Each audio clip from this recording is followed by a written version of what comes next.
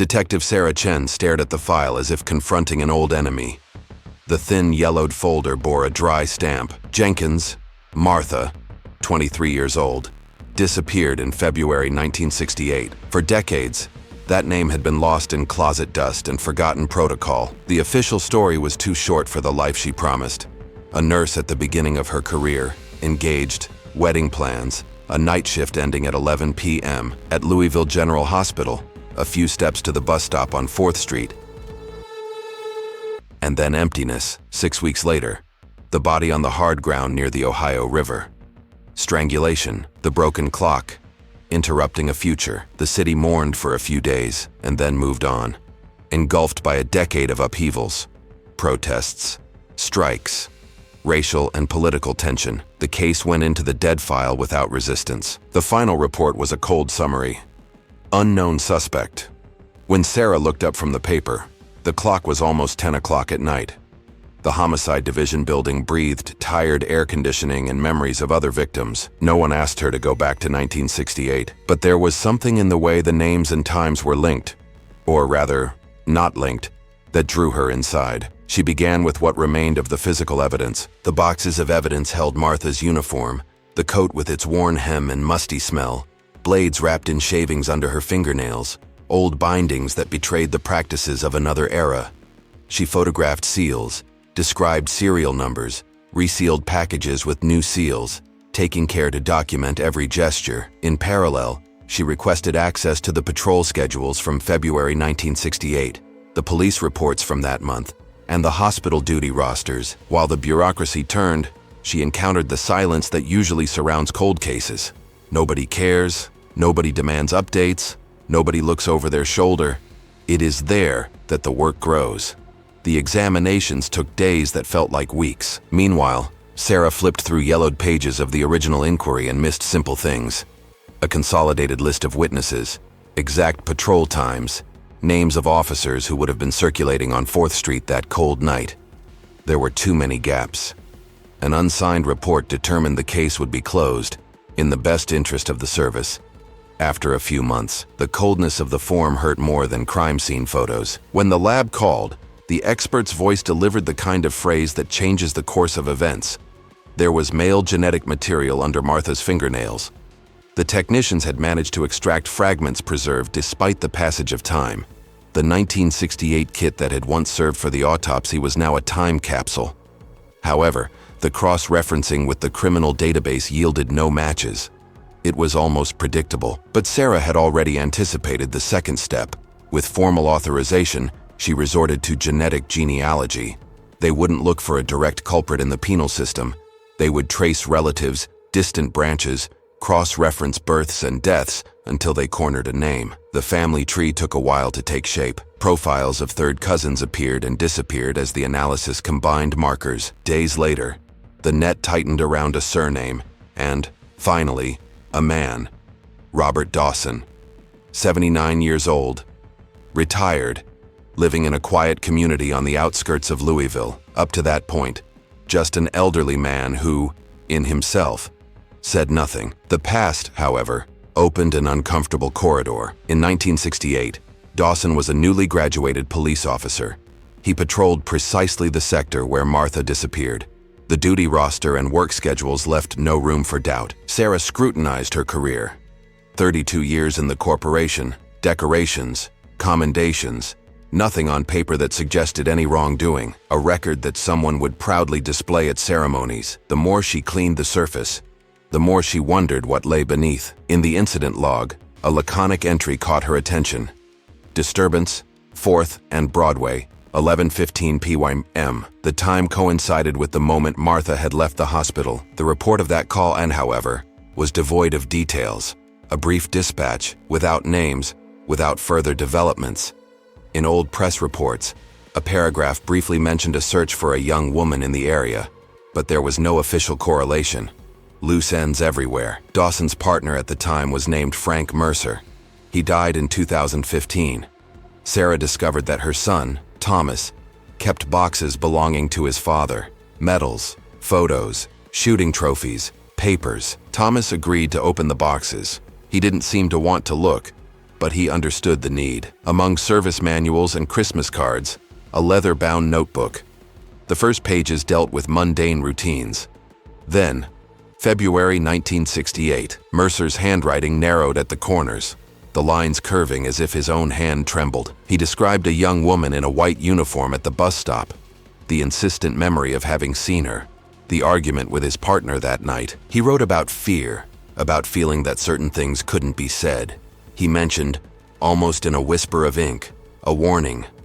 Forget what you saw. In the following days, he spoke of insomnia, of a weight that wouldn't go away, of an attempted conversation in which his colleague reacted with threat and coldness.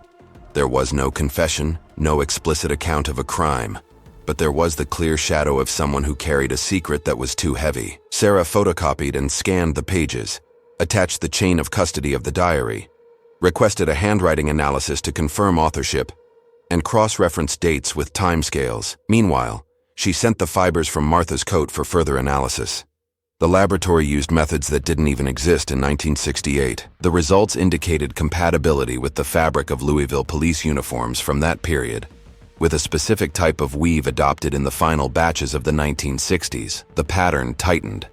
The assailant's DNA under the victim's fingernails, fibers from an old uniform in the coat, Dawson's documented presence in the area, Mercer's diary indicating strangeness and fear. With the evidence laid out on the table, Sarah called Marcus Webb, a partner in long nights and healthy skepticism.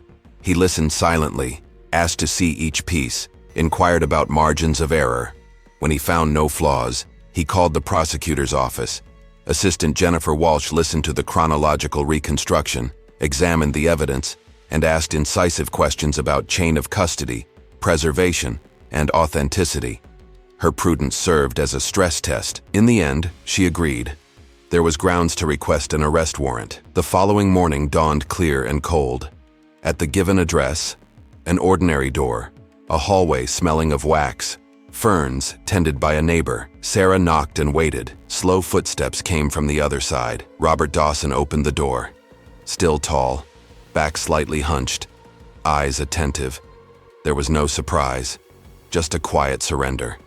"I knew this day would come," he said, offering his fists. He was handcuffed without incident. As he descended the flight of stairs, neighbors appeared, astonished, cell phones in hand, whispers weaving questions. The car drove off with the discreet sound of a morning trying to remain ordinary.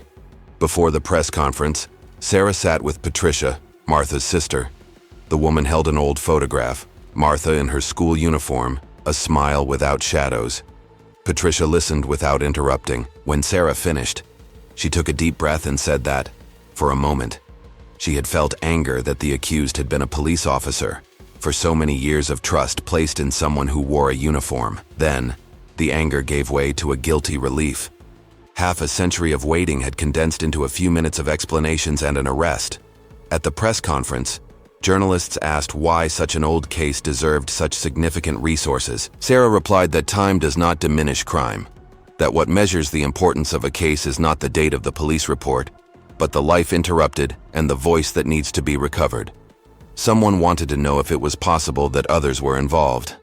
She said that the investigation was ongoing, but she would not make accusations over the microphone. When she summarized the moment with the phrase "justice delayed is not justice denied," the summary became headline news, not because it was brilliant, but because it was true. Dawson's defense was forceful, as Sarah had predicted. The lawyer contested the integrity of the samples, the storage conditions over decades, and mentioned the possibility of cross-contamination. He questioned the genetic genealogy from the perspective of privacy, called Mercer's diary a rant without probative value, and tried to portray the investigation as a hunt for a convenient scapegoat. In a preliminary hearing, the laboratory expert patiently explained the DNA extraction and amplification process, contamination control, preservation protocols, and chain of custody audits. The compatibility margin, 99.97%, did not promise miracles. It offered science. The diary, in turn, was defended by the prosecution as a record contemporaneous with the facts, to be considered along with the body of evidence, and not in isolation. During the trial, the evidence was presented to the jury with a cadence that avoided spectacle. Photos from 1968 were shown, along with a map of the city as it was then, patrol routes, the incongruity of the disturbance report without further development, the textile analysis of the fibers, the explanation of genealogy, and Patricia's testimony, which spoke more of life than of pain. Timothy Brennan, the groom, recounted how the two had chosen flowers for their wedding and how, after her disappearance, he spent months going to the hospital for no reason, just to lean against the wall and breathe where she breathed. The room felt too small for the life that was never lived. When Mercer's diary was read, no one applauded, no one commented.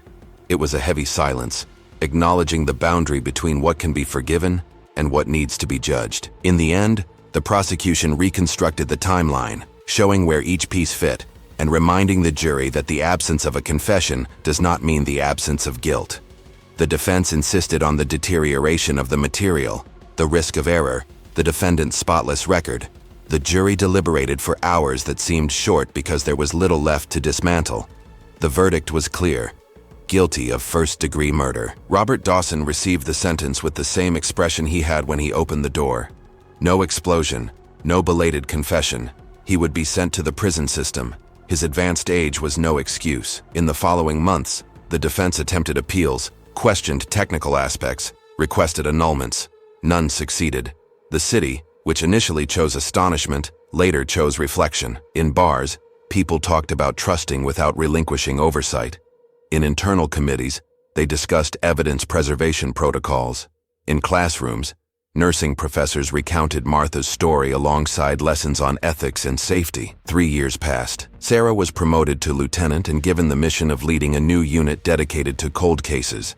It wasn't glamorous. It was slow, rigorous work. The team brought together complementary profiles: a data analyst who transformed files into living maps, a veteran with a keen ear for inconsistencies, a young investigator with a talent for talking to people who no longer wanted to talk. They solved 6 cases in a row, some with DNA, others with cross-referencing routines and memories. With each closure, a quiet relief, a delayed funeral, one less box in the police station corridors. Dawson died in prison of natural causes.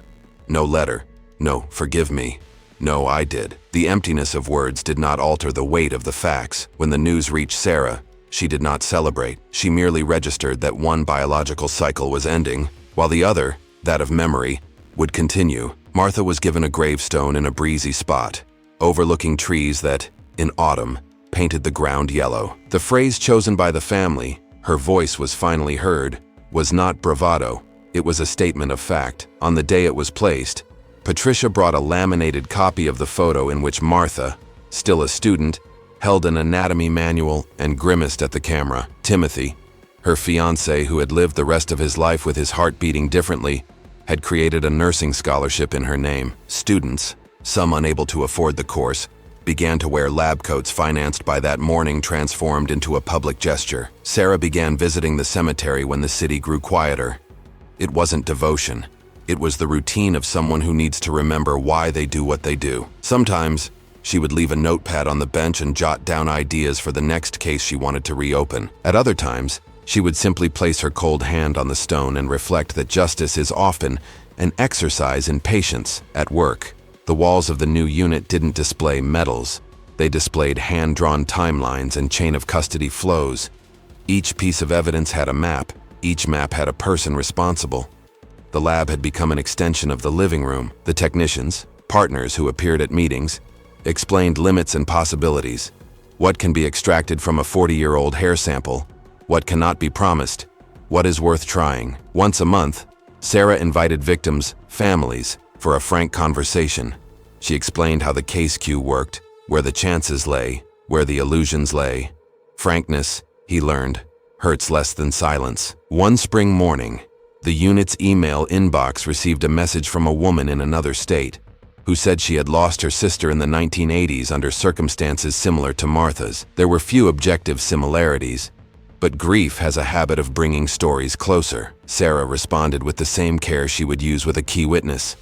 She asked for documents, offered guidance, and provided contacts in the correct jurisdiction. When she finished the message, she felt that Martha's story continued to have an effect, not because it was exemplary, but because it was concrete. It showed that the combination of technique and persistence could break through decades of inertia. One afternoon, Sarah and Marcus had lunch at a simple restaurant near the police station. He had officially retired, but he kept showing up, always with the excuse of tasting the coffee. And, in the process, reading reports that no one had asked him to read. They talked about nothing and about everything. About a 1983 case that promised to advance with genealogy, about the unit's budget, about the uncomfortable silence in the corridors when a family arrived to see the face of the person who had killed their relative. Marcus, with his honest emotional myopia, said that the secret was to keep working. Sarah agreed. Not because it was a commandment, because it was the only way she knew. On the anniversary of Martha's disappearance, the nursing school organized a small seminar. Professors spoke about safety practices that young students should adopt when leaving shifts. Administrators discussed lighting at bus stops near hospitals, and criminologists spoke about historical patterns of violence against women who work night shifts. At the end, Patricia took the stage and said she didn't want anyone to leave there afraid, but with discernment. She said her sister had courage and sweetness, and that any tribute that ignored these traits would reduce her to a victim. The room applauded without exaggeration. It was more respect than celebration. At home, Sarah kept a board with names and dates, a small visual reminder of the people whose voices she tried to reactivate. Martha's photo was there, alongside others who had learned to inhabit her days. They weren't trophies. They were reminders. In an envelope, she kept a copy of an excerpt from Mercer's diary, specifically the one where he wrote, "Sometimes fear makes us accomplices without realizing it. Time, afterwards, does not absolve us." The phrase wasn't an absolution of his silence. It was a warning to everyone, including her, about what happens when one chooses the comfort of omission. When Sarah was asked why she continued to revisit archives, she replied that unresolved stories don't just stand still. They seep into the cracks of the city, shape public trust, and say something about who we are. The fact that a 1968 case was solved in 2025 doesn't erase the pain, but it puts the city back in a position of responsibility. And none of this depends on perfect endings. What it does depend on is work, method, and the willingness to listen to what, for years, no one wanted to hear. There were nights when the memory would return in its entirety. Martha's coat, heavy with dampness, the broken clock, marking a minute forever. Dawson's brief sigh as he opened the door, Timothy's choked voice, Patricia's trembling hand over an old photograph. On those nights, Sarah accepted the visit of the scenes, let them pass, and slept with the awareness that part of her job was to carry some of the weight so that others could put it down. There were no final epiphanies, fireworks, or pithy pronouncements. What happened was what usually happens when justice prevails: a long, costly, technical, and human process in which a city finally decided to confront a piece of itself. Martha's story wasn't returned intact. Stories don't always come back whole. But it was reconstructed enough for her voice to cease being an echo and become a voice. And that was enough for Louisville, with all its flaws, to learn a little more about respecting its dead and protecting its living. If you enjoyed this story, subscribe to the channel, leave a like, and turn on notifications to follow other true investigations where the truth, even if delayed, finds its way.